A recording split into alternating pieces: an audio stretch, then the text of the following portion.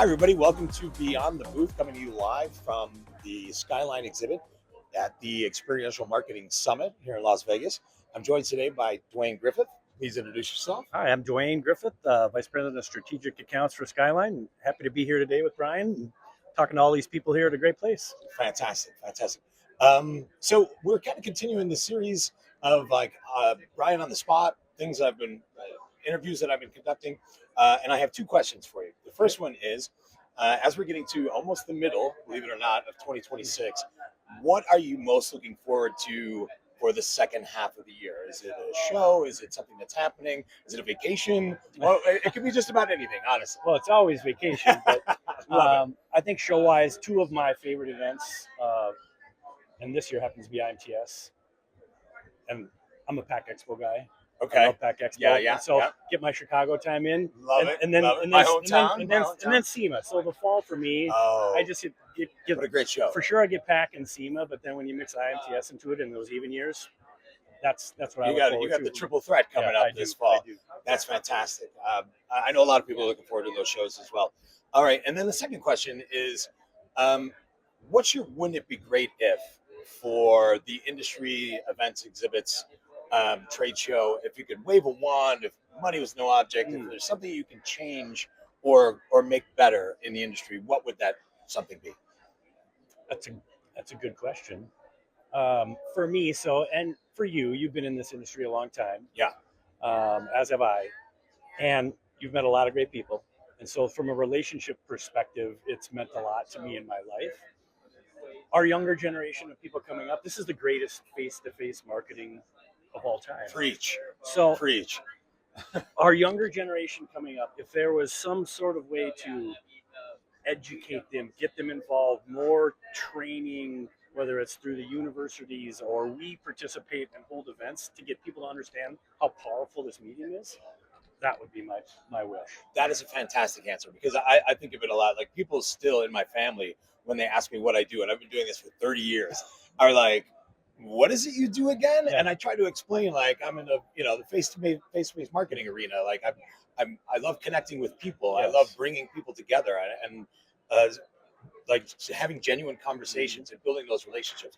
And there's a lot of people that don't even know that trade shows sort of exist at the volume they do. So that's a terrific answer, and I'm with you. How many times have you heard, oh, so you do trade show? So is that like the home and garden show? Yeah, or the car show? Yeah. Like the auto show? And I'm like, yeah, yes, you are correct, because it's just what they know. Yeah. But when in actuality, there's thousands of shows for thousands of reasons.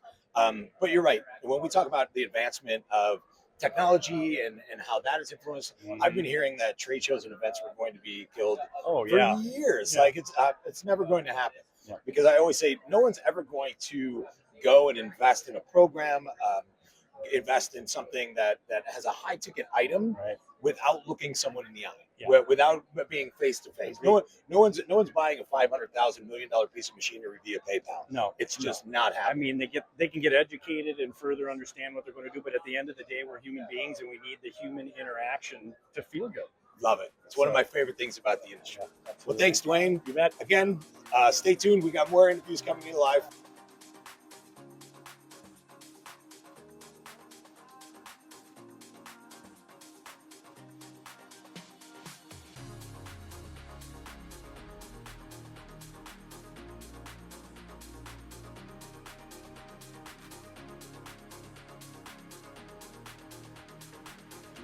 Welcome back to Beyond the Booth. I'm Brian Lanning here at Experiential Marketing Summit, and I'm here with my friend Matt Andrews. Go ahead and introduce yourself. Hi, I'm Matt Andrews with Highmark Tech Systems. We build and fabricate structures for indoor and outdoor. So whether it's an indoor trade show or an outdoor festival, we have structures for both. Amazing. And Matt's been an amazing partner for myself personally, as well as with Skyline. So I've been asking the same questions to everyone I've been interviewing here at the show. The first question is, as we get to the middle of 2026, what are you most looking forward to toward the end of the year? What the second half of 2026, what are you most looking forward to? And it could be anything. It could be something personal, it could be something industry related. It's entirely up to you. Well, how about this for a massive deflection? I'm looking for what's next. We've done so many weird things this year. We've been on beaches, we've been on golf courses, we've been on lawns that we thought we would never be on. So I'm really looking forward to what's next. What's the next challenge, honestly. So good. I love that, because that's what really this whole industry is about. Like, it's what's kept me here for 30 years. Is like, what's the next cool thing I get to work on? What's the next cool thing I get to do? The thing that I never thought was even going to be possible. The wouldn't it be great ifs? Yeah. And speaking of wouldn't it be great ifs, the next question is, if you could wave a magic wand or just kind of do anything you wanted to do in the industry, what would your wouldn't it be great if to make an improvement in the industry? And it could be just about anything. Most people speak about particularly things they know in their industry or their company. Yeah. So what would that be? I would more vendor collaboration. So Okay. you guys are great about bringing us all together, but I want to see us as suppliers coming together more at a ground level, right? Because even for competitors, right, we're all good at something, Yes. and we can Yes. all bring more value to you as a client. I absolutely love that answer, because collaboration, and we've talked about it with a number of people that I've been speaking with here today, is that community, right? Like, if you could go and you can rely on just open lines of communication, how much better could the industry be as a whole? Yeah. Not just me personally as a someone inside Skyline, or you inside Highmark. Like, can this industry grow just by taking in all of those different opinions and all of that experience that we can leverage? End of the day, what's the most important part, right? The experience for the end user, No doubt. right? No How doubt. do we come together and do that? Yeah, love that answer. All right, well, there you have it. Matt Andrews, Brian Lanning, coming to you live from Experiential Marketing Summit. Stay tuned. See y'all.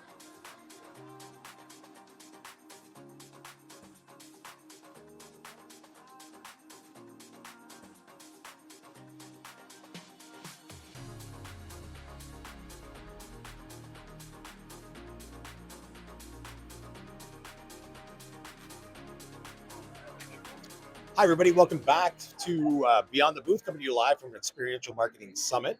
I'm joined with, or by, Niro Desai. Please introduce yourself. Hi, I'm Nir Desai. I'm VP of Strategy here at Skyline. Fantastic. It's so nice to see you. Lovely to see you, Brian. So we're asking the same questions to people as they are walking around the show, and the show is great.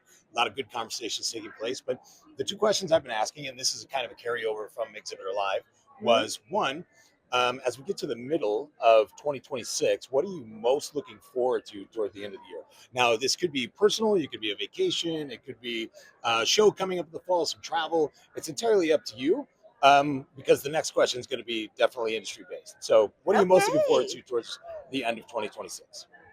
I'm looking forward to, I think 2026, there's been a lot going on. I'm thinking both personal, but also professionally. There's Yeah, you endless. just went through a huge move, right? Like, I went through a massive move from one continent to the next. So Europe to Canada, and also not even just East Coast, West Coast. Yeah. Massive move. Massive time change. So I'm actually looking forward to some clarity, some settlement, like starting to put my roots in.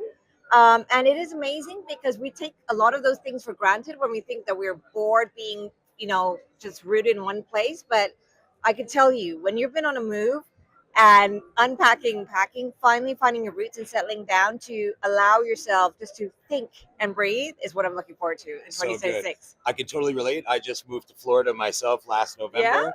And getting my feet underneath me is still something I'm working on there, and like finding a community. So I totally get what you're saying, is like that piece that's going to come with that is invaluable. You actually said something really important, community. And we talk about it at work all the time, building a community around an event, a show. Yeah. But as a personal life as well, when you change and travel, there's an excitement level. And then there's that point where you go, oh, the comfort of that community, the belongingness, right? Yeah. So starting again to find those people, the same mindset, there's a lot of energy. And I think you go through, where you're excited and then you're like let down, and then you're like, some people actually take you by surprise, where you think you wouldn't have found a connection. You find you're like, wow, I really connect. And I don't think that would have happened if you had that big change. No. It's definitely expanding your horizons. No doubt about it. Yeah. But then finding people you relate to in all different types of communities. So fantastic answer. And then the second question I have is kind of my signature is, what's your wouldn't it be great if for the event and trade show industry? Like, if you could make anything happen or kind of wave your wand, what would that change be? Or what would you like to see change in terms of the industry itself? I think there are so many things, but I think one thing, I'm super proud of this industry. And I still think what we do about bringing people together, be it under one roof or an outdoor event, whatever it is, but it's so special in this current environment, especially these meaningful connections, experiences. I do think we at times are our worst enemy. We stress out about, there's a lot happening, oil prices, recession, budgets being constrained, and then we suddenly panic. And we Yeah. go back to being basic about cutting things down rather than thinking about this is where we can start to imagine new ways to work together and do things and be excited what we do. Yeah. Because it's never going to grow old about trying to meet other people. We're in the best position now to try to make that happen. And with all the tools we have, that's great, AI, but I think it's the human connections and No how doubt we about do it. that. So I just want our industry, if I could wave a magic wand saying it's all good, this is the reason why we're here. And if we work together, I think we can, again, bring clarity, but a positive, yes, we can do this, we can get through this. And I think it can be even better than it was ever. An amazing answer, and it ties back to the first answer too, like community. I look at trade shows as like cultivating your community around your brand. Yeah. Right, like people who are invested. Like there's brand loyalty means a lot in any industry, and people buy from brands or buy from people that they like or can relate to. So finding that sense of community is not something you're going to be able to do through AI. It's not something you're going to be able to do online. No. It has to be curated face to face, and that's why face to face marketing for me is what's kept me in the industry as long as it has over 30 years. Just being able to relate at the ever changing dynamic between people here and brands, and how you keep introducing new technologies. It's exhilarating, honestly. Yeah. And I think you brought up a really good point, Brian, about we come together, which I know it's funny, when we're in this industry, we hardly make, sometimes even to these trade shows, to meet each other of our colleagues and peers. And we come here and we see everyone's going through similar things that we are. And we're kind of like being Danish, Lego pieces comes back. The pieces come together. Like if we work together, all these vendors, some amazing vendors, but there's something we have that they don't have, they have something we don't have, and kind of working together as one community. I think it's so beautiful. But you have to be together in a space to have those conversations. Amazing. Yeah. Well, thank you so much for coming on. Thank you, It was Brian. so nice to chat with you. We'll see you again real soon.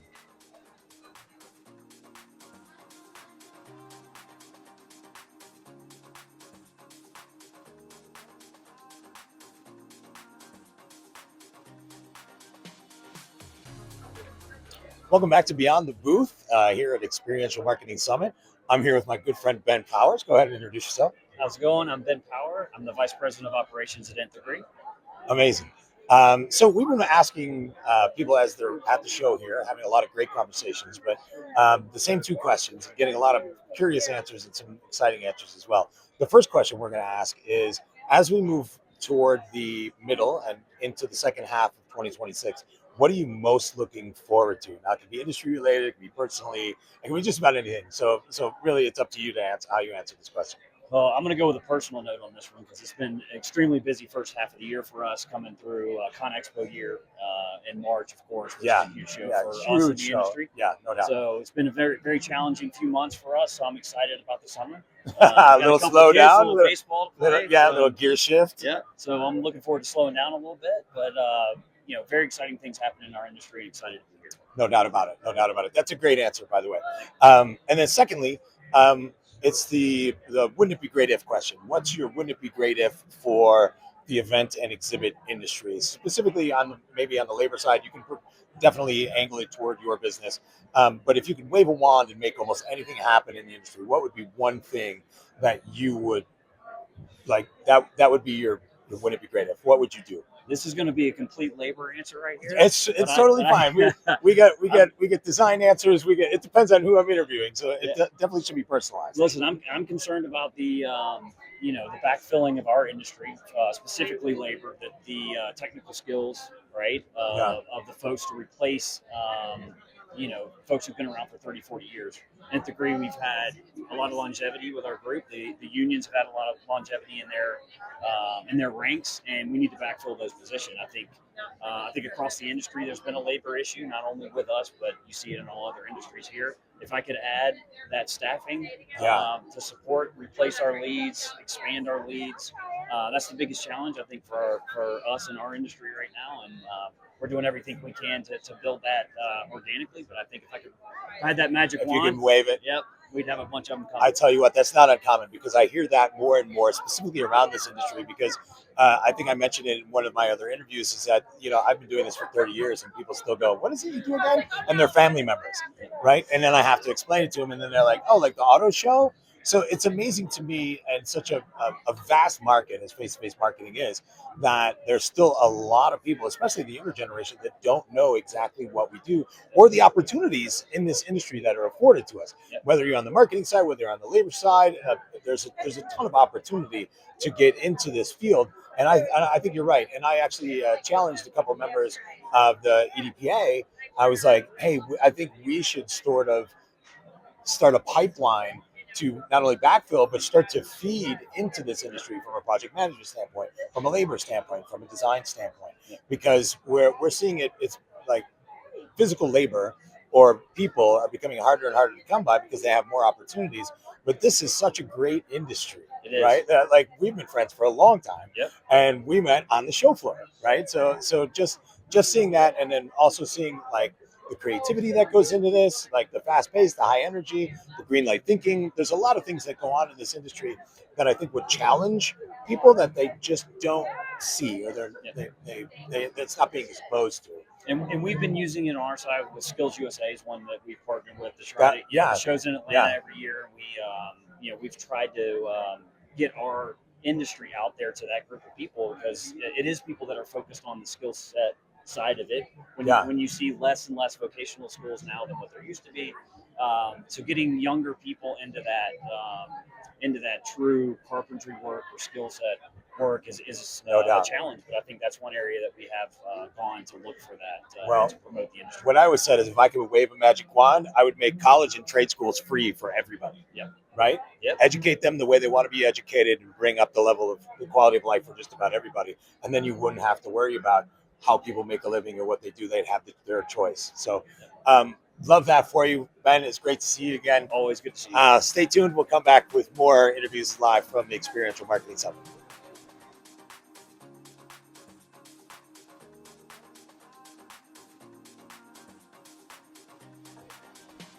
Welcome back to Beyond the Booth, coming to you live from Experiential Marketing Summit. I'm here with Chris Griffin. Please introduce yourself. Hey guys, long time friend and fan of Skyline. I'm here in capacity with the EDPA, Exhibit Center Producer Association, which is part of the leadership I show for the association. I own a company called Crew XP, so we're in service to exhibit houses and agencies, building one-show solutions for them when they have overflow or have a need. So thrilled to have a few minutes to come in and talk to you. Yeah, spent a lot of time together with him in the trenches, bailing us out of some situations when the need arose. We won't talk about these days. It's good. But they happened. Community. Everything can be solved in community. A good friend of mine told me that. Great word, community. So I've been asking people these two questions as they come to the show. There's a lot of really experienced people here. And the first one is kind of like a freestyle question, is as we get to the middle of 2026, what are you most looking forward to as the year gets to the second half? Now, this could be professionally, it could be personally, you could be like, I have a vacation in Belize coming up, I'm really looking forward to. That's great. So it's entirely up to you how you answer this question. It's a great question. So I'll answer both personally and professionally. So personally, I've got two daughters that both just graduated from college last week. Congratulations. So thank you. So I think for the rest of this year, my focus is, they've spent their whole lives in academic world, right? And now they're moving into quite the transition, starting their professional careers. So I think I just want to help them learn, how do you transition to a world where, you got a nice paycheck with a job, hopefully, and but you have real expenses like a car and rent and insurance and those other things. So looking forward to helping them sort of navigate. And let's be honest, for this generation, it's not easy out there right now. No, definitely not. Do you remember what you paid for your very first apartment?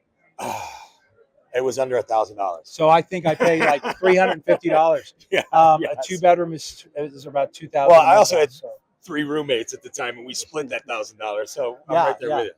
I think so. Professionally, the way I'd answer that is, we've been trying this year to be more intentional with what we're doing. I'm saying that as a business leader, but as our company, I want to be intentional. We're what is the right type of customer for us to serve, the service offerings that we're providing.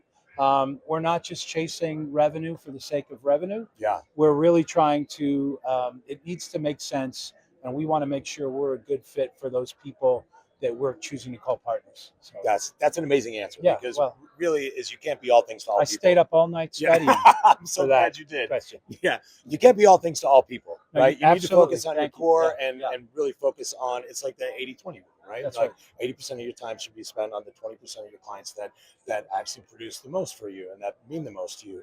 So it's a great way to answer that question. And all right, so let's move into question number 2. This is sort of like you're a magician here. So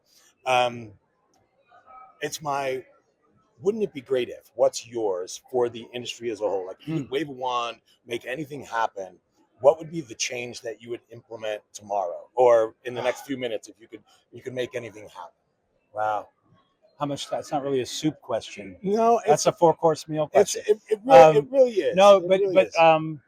so I'm gonna, we were talking off mic about that, and I would say there's 3 quick things I would say. Number one, I'd love this industry to continue to advocate for itself. Many people don't realize that the business events ecosystem, and I'm talking about not just the booths and the graphics and the labor. I'm talking about everything the business travel. That's airlines and restaurants and hotels. We contribute $400 billion to the U.S. economy every year. Yeah. So when you think about that, we were shuttered for 19 months during COVID. Yeah.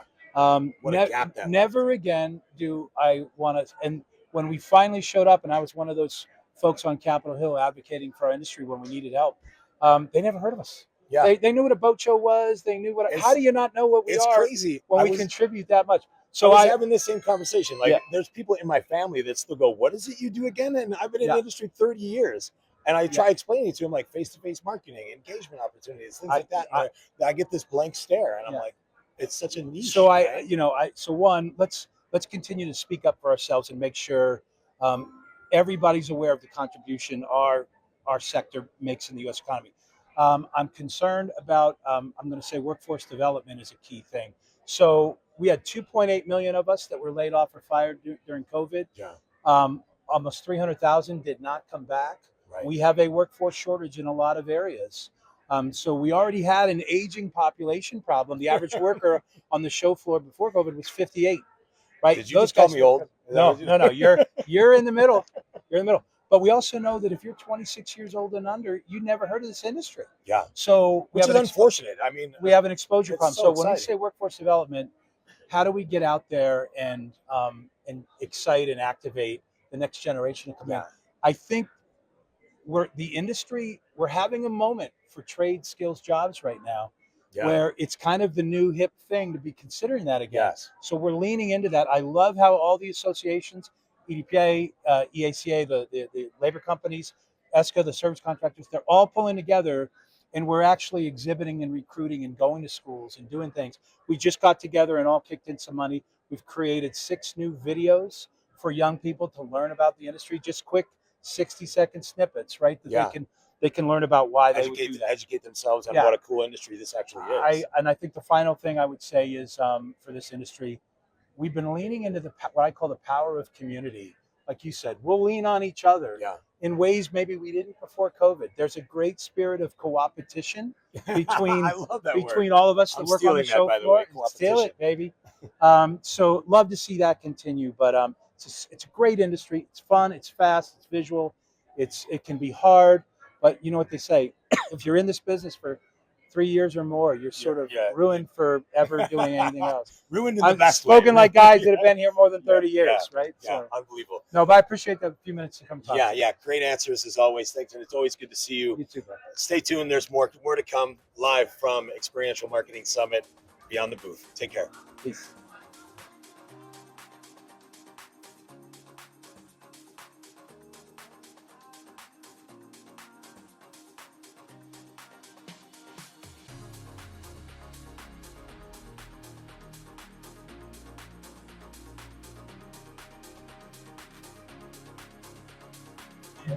Hi, Brian Lanning back with Beyond the Booth, coming from the Experiential Marketing Summit.